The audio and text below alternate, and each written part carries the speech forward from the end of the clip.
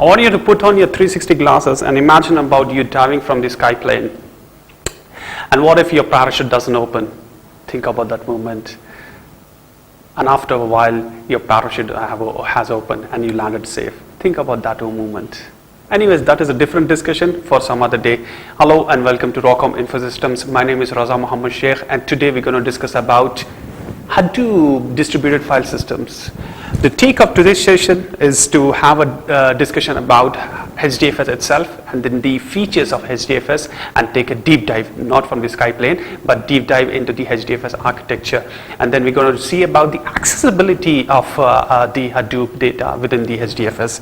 And also we're going to talk about the movement of data, copying the data from the client to HDFS and vice versa. And also we're going to close the discussion having to discuss few more commands within the HDFS. So to begin with, imagine the HDFS being your bed where you lie down, but of course you don't lie down there. So your data lies there, okay? Find your data, all of the big data or the data lake, what we are going to create. The complete data is going to be on the HDFS. Fine. So HDFS is for meant for the storage of the data, for the big storage data. So HDFS provides a storage layer for the Hadoop data processing. So when it is the data is there, so it have to be for a purpose. It is for the data processing. If you remember the definition of Hadoop that we've discussed in the earlier introduction of Hadoop, Hadoop is all about data store. Okay, not just the data, but the big data store and processing. Okay, the store being HDFS and processing being MapReduce. Fine. So this HDFS basically is to provide that layer for storing the data, such that the MapReduce or the any other data processing engine can process the data to adhere to business rules. Fine. And it is not to use in expensive systems. Fine. It is to use inexpensive systems or the commodity servers, what you can call it as, so that it can have a reliability of the data within a cluster, and also not just a small chunk of your data, but a huge amount of data. It's all about the big data. As we remember, the Hadoop is a synonyms for the big data. Fine. So provides inexpensive and reliable storage for massive amount of data, such that your Hadoop other components can access the data within the HDFS, as in how the common layer, if you remember the architecture, the common, the HDFS, then the MapReduce, and yarn and so and so forth in the architecture. The common is where all your jar files are, and all the components on the ecosystems of Hadoop access that common file. Similarly, the data is in your HDFS, so that all the components that needs the data, they come and get the data from the HDFS. Okay, the to name few is like MapReduce, the Spark, the Impala, the Pig, and so on and so forth. HDFS basically creates an abstract layer over the resources, like a view that it looks like for us as a whole, as a unit. Okay, in a nutshell, HDFS can be imagined as a backbone for Hadoop. Fine. So this is all about Hadoop in theory. Now talking about Hadoop features. Now before we get on to the features, I actually wanted you to walk through with this slide. Understand the data block itself. Imagine that you have a file which is basically file A, fine, and that file is basically a size of 70 MB. Okay, you have a 70 MB file, and the Hadoop data block that we have configured is to store 64 MB as a standard rule. If you remember the previous discussion clip in the introduction, we said that Hadoop is to store a big data, and the data block that it stores is 60 MB by default, but industry standard is to have 120 MB as an industry standard. But here let's go with the default. The data block of Hadoop is set to be a default configuration, which is to store 60 MB per block. So what will happen is Hadoop will take the 60 MB out of the 70 MB and store that in a block A. So the used data, the space, the used space within the block is completely full, and there is no unused space at all. So remaining 8 MB out of the 70 MB will be stored in new block, which is a block A, and the space that is left out is 64 MB. Fine. So then think about, you received another file B, which is, probably the size of 8 MB. So what will happen? Is HDFS going to store the data in the block B? Because it already have a space left out. Will it do that? No, it wouldn't do that. It wouldn't do that, because there is a rule of thumb in the HDFS architecture that per file per block. Okay, so it will go and create block C, and then again we end up with the issue of having a free space, so on and so forth. So that means that HDFS is not meant for the small chunk of files, it is meant for the big chunks of files. So you have to keep that or bear that in mind. So one thing, the note to keep back of your mind is one block, one file, okay, and the file should be this at least almost the size of the the block size, or bigger is better. Now coming back to the previous slides on discussing the features of HDFS, so what we said is it is optimized for sequential access. So it will access the blocks in a sequential way. Fine. So if it is in a better, if it is in the same file is broken into multiple blocks, it is easy for it to access. Fine. So it is in a sequential access, and it is relatively small, access to relatively small number of large files. So hope the statement is making sense to you after going through the slide, that the large files will become a chunk of blocks as per the configuration what you have within the HDFS. Now each file is likely to be 100 MB. That is better, as what we discussed, that the file is likely to be the size of the data block. That is a good option. Bigger is better, and that is what it's saying, that multi-gigabyte files are typical scenarios. So HDFS is meant for big data. Hope that is clear to you. Now HDFS basically is also, it's almost similar to Unix. Okay. The Unix file system hierarchy that you have basically is, Unix starts with the root directory, and then within your root directory you have a clients or the subfolders, what you can call it as. Fine. So HDFS is similarly designed. The file system of HDFS is almost the same. Some way the HDFS is similar to the Unix file system, and it has the same ownership and permission kind of capabilities within it. Having said that, there are still some deviations, okay, from Unix. What is that? One is there is no concept of current directory. That means you don't have a CD, PWD kind of concept within the HDFS. Fine. And the second is it cannot modify the files once written.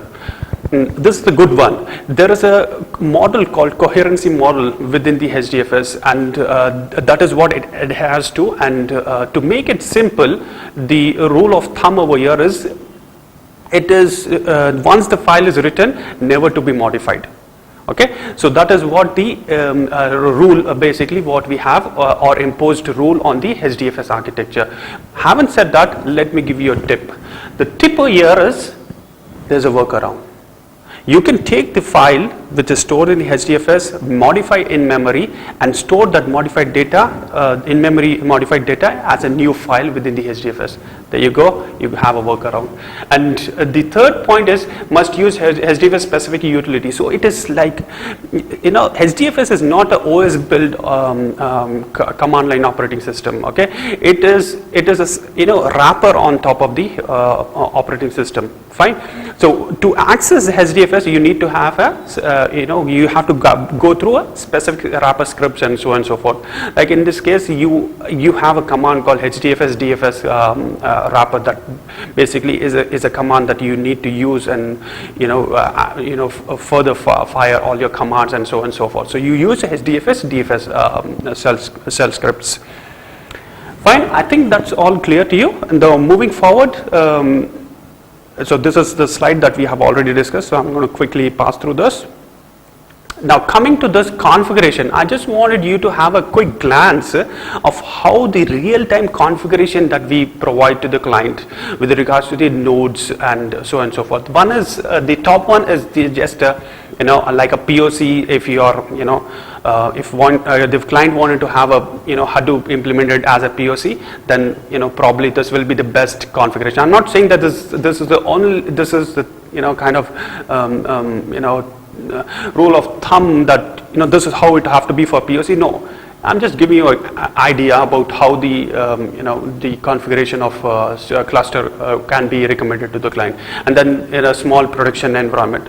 I've given here some kind of table and file types, like in case of 400 tables that you're accessing, or maybe five different file types. So this is a configuration for evaluation or the POC kind of concept. This is a configuration that you can actually recommend the client, wherein you can have 3 master nodes. High end, you can even have a 2 master nodes. That's not a problem. That means it's a high availability, which was not possible in version 1.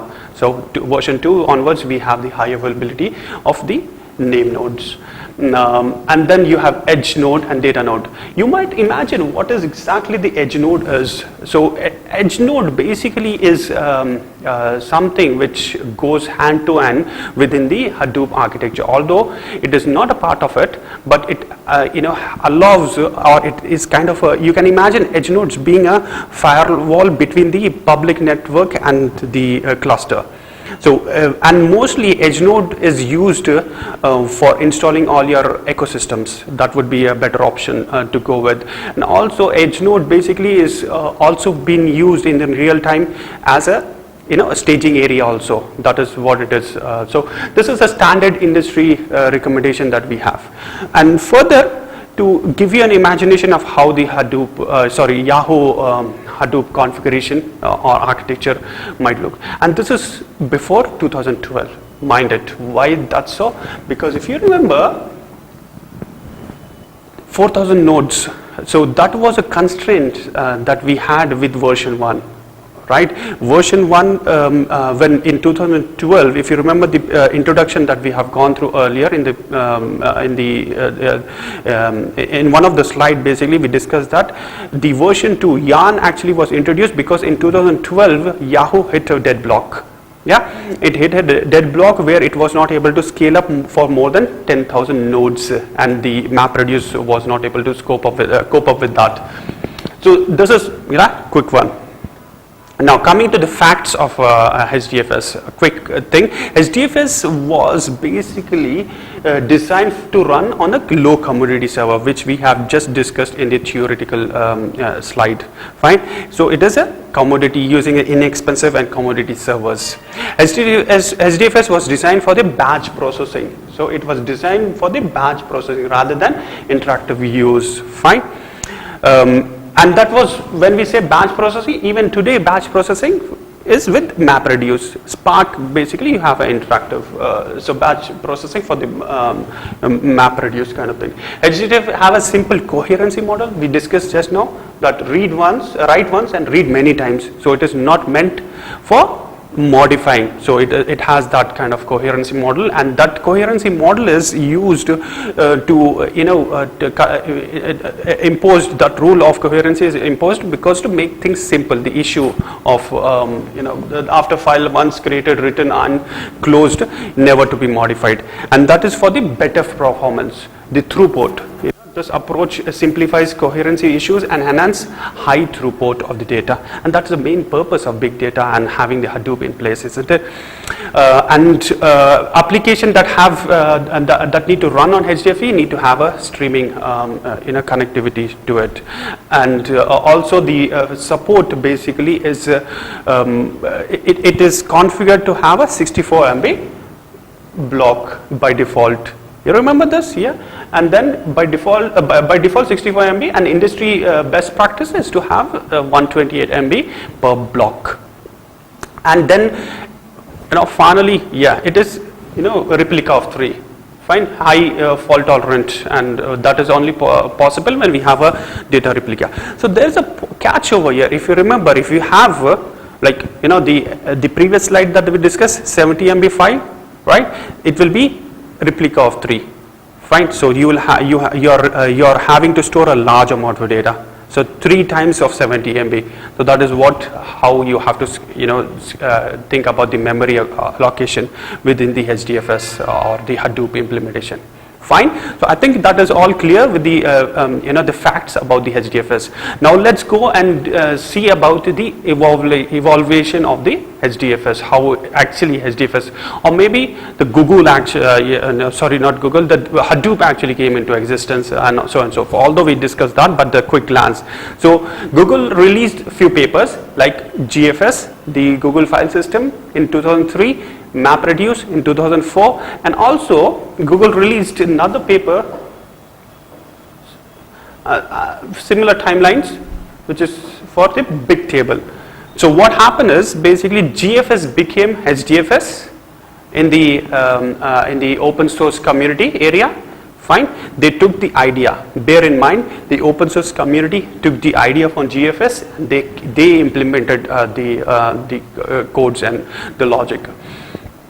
And the GFS became HDFS, MapReduce, of course MapReduce, and Bigtable became HBase, which is tabular database. Fine. Okay, before we get into the details of the HDFS architecture, I wanted you to get familiar with 3 terms. A being namespace, second is daemon, and the third is metadata. I'm pretty much sure everyone would be on board understanding clearly what exactly the metadata is all about. So metadata is all about data. Okay. Now daemon. Imagine daemon is a backend process. It's a backend process which basically is waiting for an instruction to come so that it can start processing. So it's a backend process that is keep on running continuously. Okay, good. Namespace, that's a good one. Okay, namespace is an image, fine, that is that basically gives you an understanding of the tree structure of the file system. So because we understood that the HDFS is basically similar to the Unix file system, fine. So it has the root and so on and so forth up until whatever the data point is up to.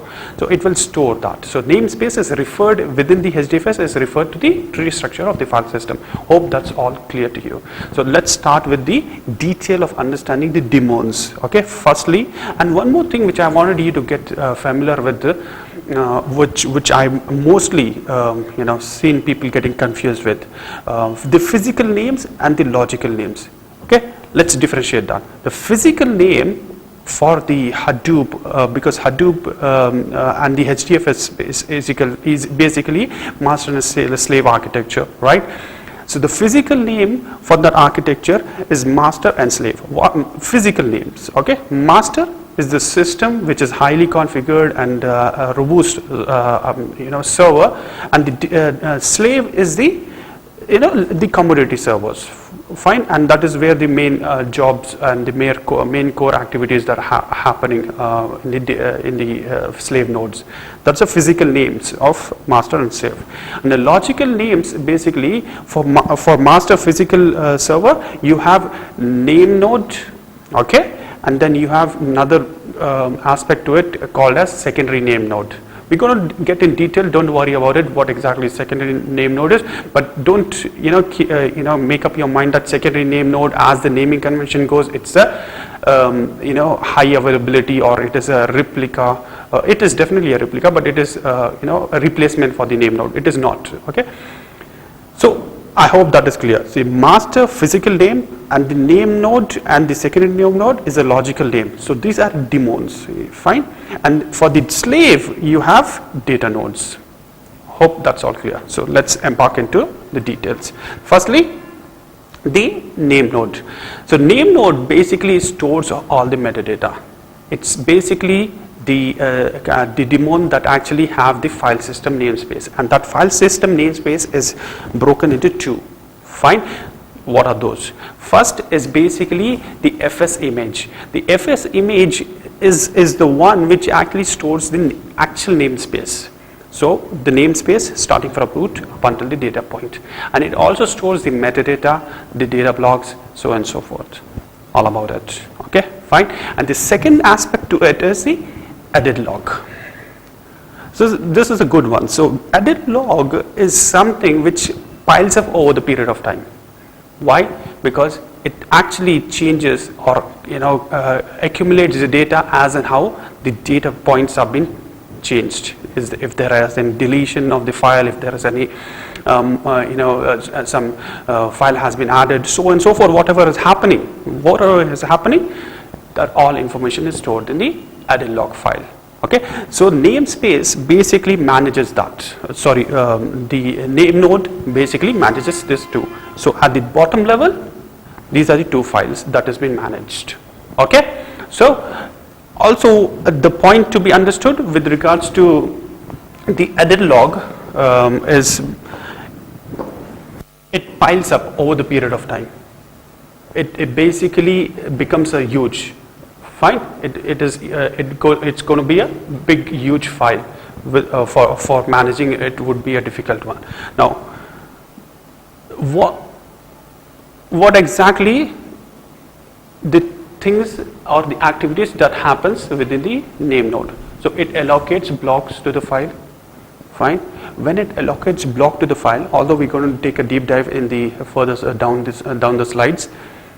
That means it should be aware of the racks, right, where the data nodes are and which data nodes have the free space, okay, and which data blocks are available within the data nodes, so on and so forth. It is aware. So it is a rack awareness. There is a rack awareness within the name node. Okay, so name node is rack aware, and it monitors the data node failure and new data node addition. So whenever there is a new data node added or there is a failure, you remember the distributed architecture that we discussed about in the definition.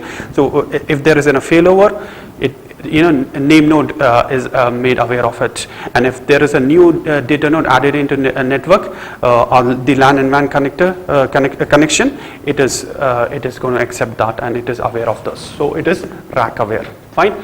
Replication management. So it also manage the replication. So when the data block, the data that we have seen in the previous slide, the way the file is sent into the data blocks. So it actually, because we said it is a reliable storage, right? So the way it becomes a reliable storage, because it stores in 3 folds at least minimum by default. So name node is aware of how which data node is storing which block. Rather, it gives an instructions. We're going to see that. So it is managing the replication completely, and user request management like write, read files, and so on and so forth comes to name node. So it's a gateway. It's a first interaction, but it's not a bottleneck. What I meant by bottleneck is something which we're going to discuss further down. Okay, and it also manages the transaction tracking and login and transactions, so on and so forth. Hope that's all clear. So name node activities are this, but majorly the name node, what it does is it manages the metadata, and it manages the metadata in the form of the file system namespace in two files basically, which is edit log and FS image. Hope that's clear. Now coming to the second part, which is secondary name. Firstly, you have to understand secondary name node is not a replacement for the name node. What does it mean? In case the name node is down, it's down. The whole cluster is down. Okay, that's a good point. So with the previous slide, actually we forgot to mention that the name node is single point of failure. If that is if this name node is down, although the whole cluster, the data nodes are not, they are running up and running fine and so on and so forth, but the name node is having a problem. If it is down, the whole cluster is down. Fine. So it is a single point of failure. With the latest version, we have a high availability. That means you have a multiple name nodes. If you remember the configuration, the earlier few slides what I've shown, the master node, 3 master nodes or 6 master nodes, it all depends on that. So making it high availability. Fine. But secondary node is not the a replacement for name node. It is not the one which actually comes up in case of failover of the name node. No, this is not the case. This is not the job of the secondary name node. The naming convention has been given wrongly. I agree with that. But the main purpose of the secondary name node is, as we discussed, the edit log, piles up over the period of time. Right, it piles up over the period of time. So what secondary node does is it periodically actually connects to the name nodes.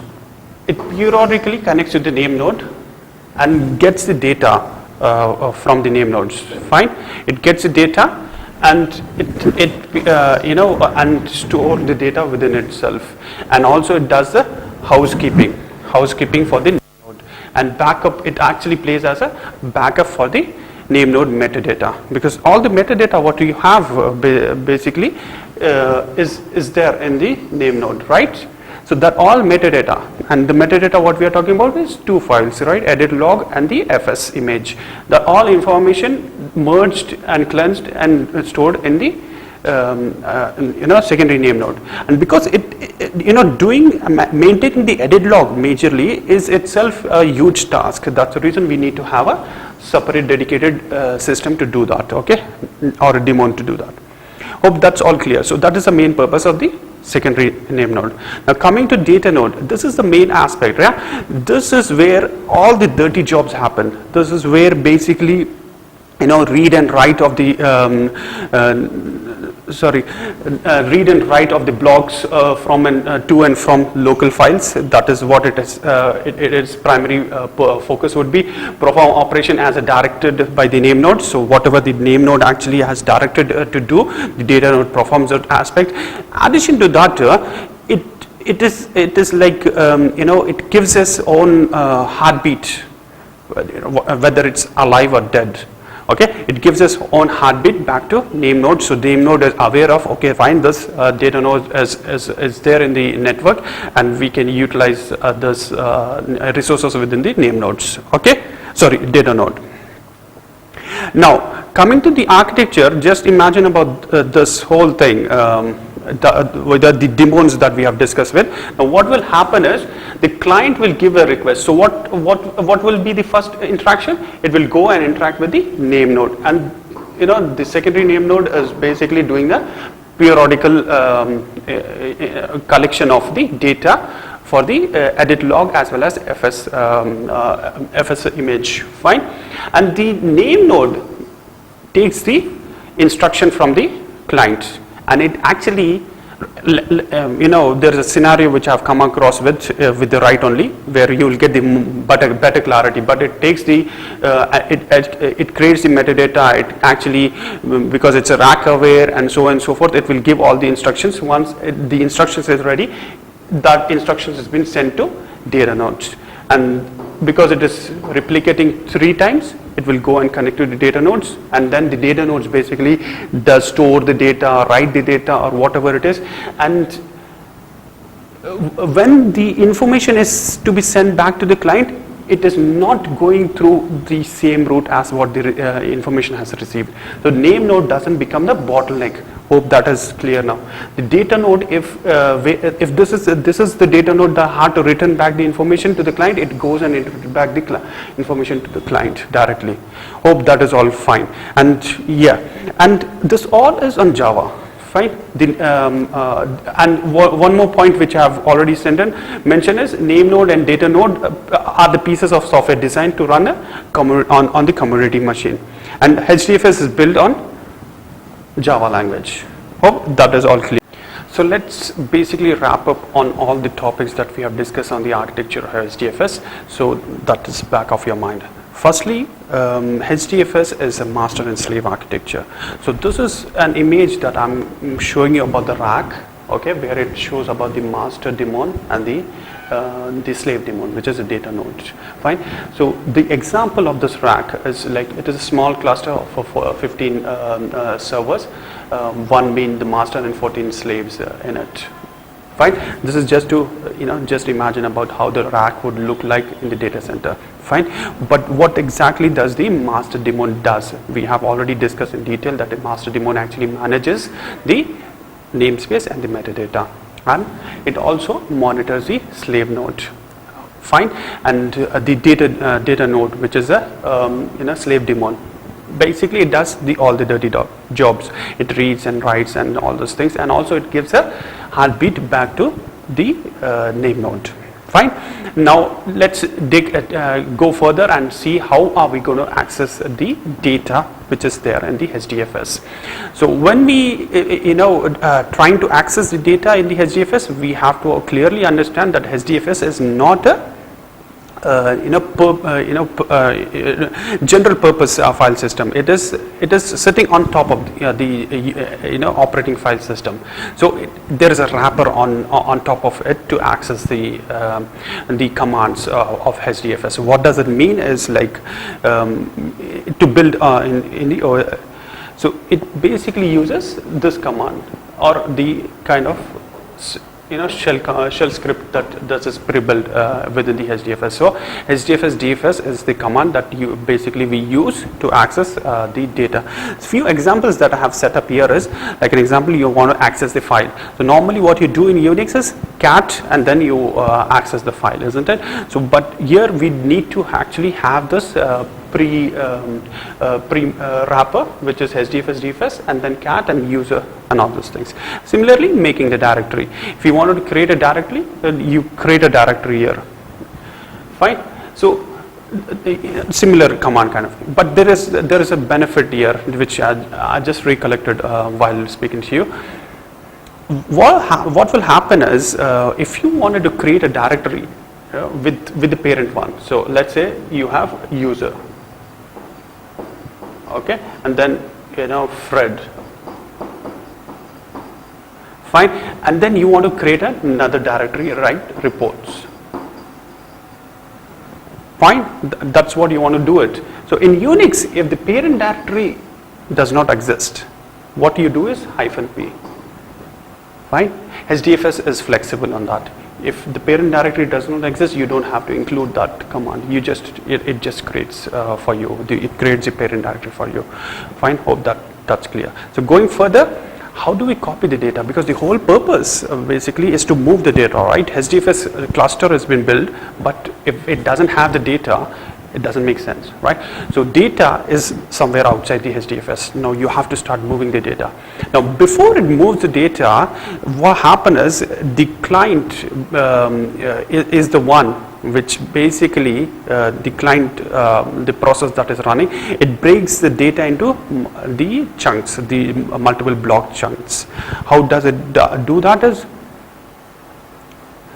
okay, before the architecture, before the whole architecture, the command is what it's given. So you're going to put the data using the put and get the command, the things here. So as it has been shown, so from the client, you put the data here and then get the data from the HDFS for it. Okay, that's all clear. Now getting into the architecture, how does it happen? Which is basically, if you imagine about this racks, you have all the racks here and the data nodes from 1 to 15. The file is being given to the client, fine, and that file is broken into two chunks, 64 MB, 64 MB by the client before it submits to name node.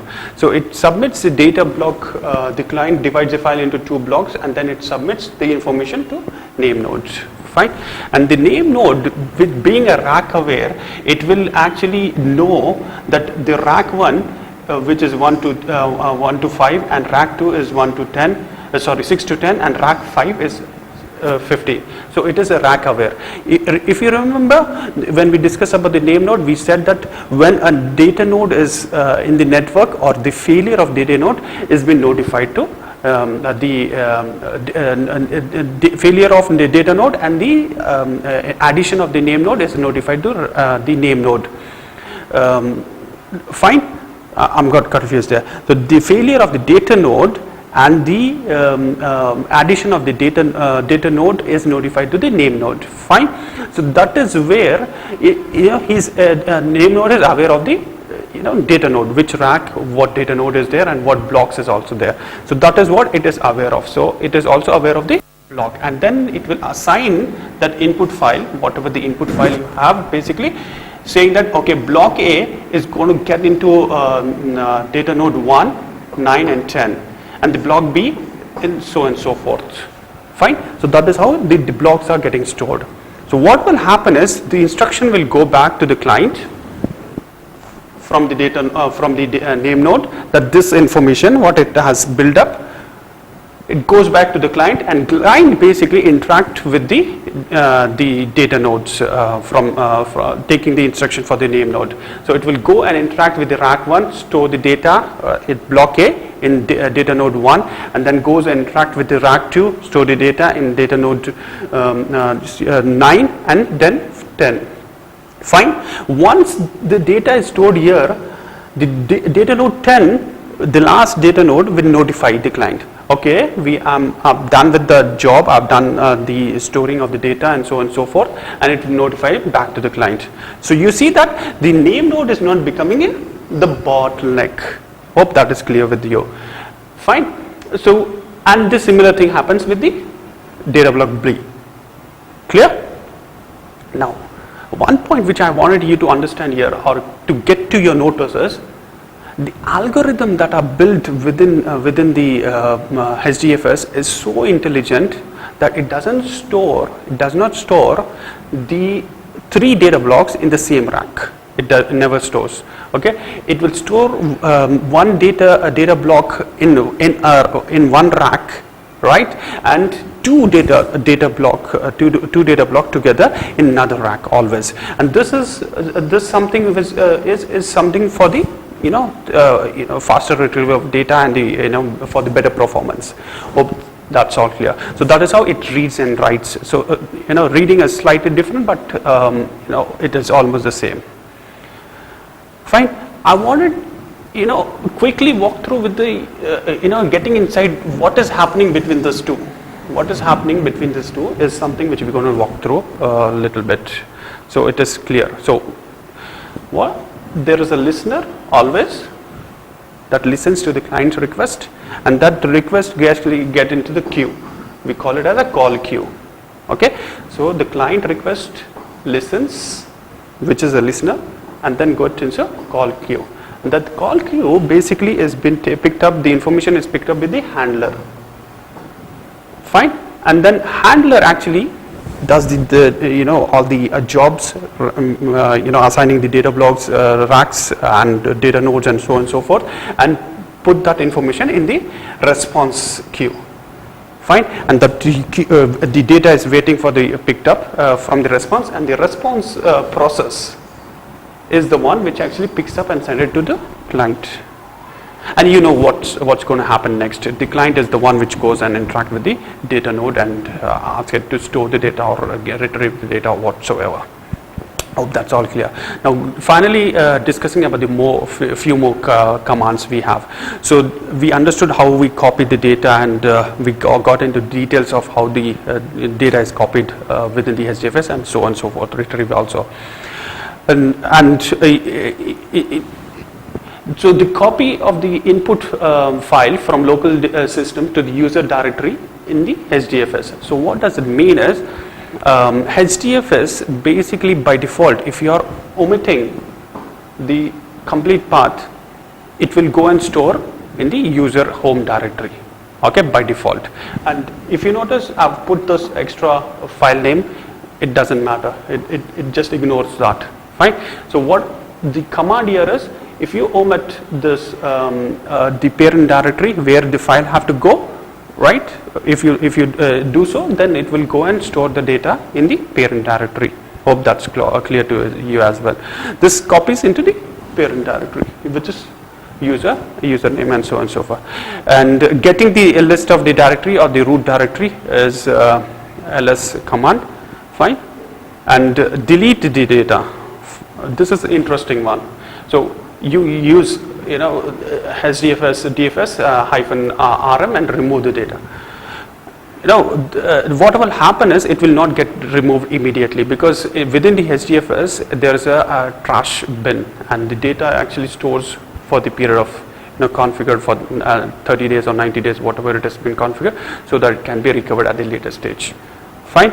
So I think this all covers up and give you a base and a good understanding in our architecture, and the base for the commands to explore further and use it furthermore.